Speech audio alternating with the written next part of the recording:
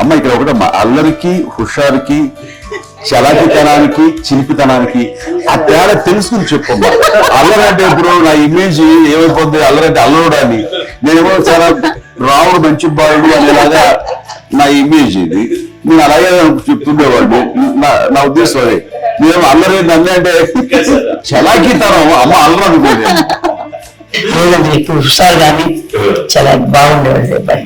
ఇంట్లో పనులన్నీ మీకు సాయంగా ఉంటుంది. అవునండి, వాడే చేసేవాడు. అది మీ ఇంట్లో ఎవరు ముట్టుకున్నాడు కాదు, మా నాగబాబు అస్సలు ముట్టుకున్నాడు కాదు.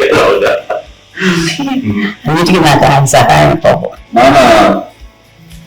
ఆయన ఉద్యోగం అయిపోయారు. నేను పాపుకుంటూ అలాగా వెళుతూ వెళ్ళిపోయాను. నాకు తెలియదు. అమ్మ చెప్తుంటే ఏదైనా మాత్రం కమ్మరకోడు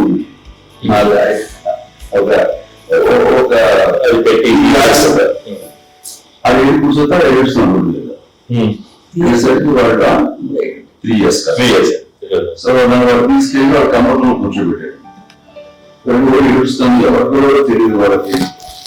సో అది ఒక గంట పోయిన తర్వాత అమ్మ ఎత్తుకు కూర్చుని వాడు మొత్తం అది వాడు చూసి చెప్పాలి అన్నారు. కాదు తెలిసింది.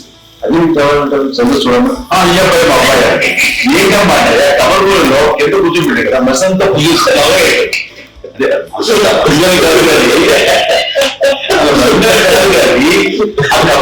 కూర్చోబెట్టి అది మసిగిస్తూ ఇంకా అంత నరపరిచే నా బిడ్డ కాబట్టి అమ్మ వెళ్ళిపోతుంది డౌట్ చాగింది. అది కావాలి నా బిడ్డ అంటే ఇష్టం.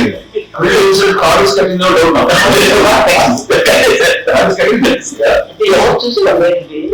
అమ్మేమో అల్లరి అనిపించలేదు. నాకేమో చిన్ననాటి మహాభారతంలో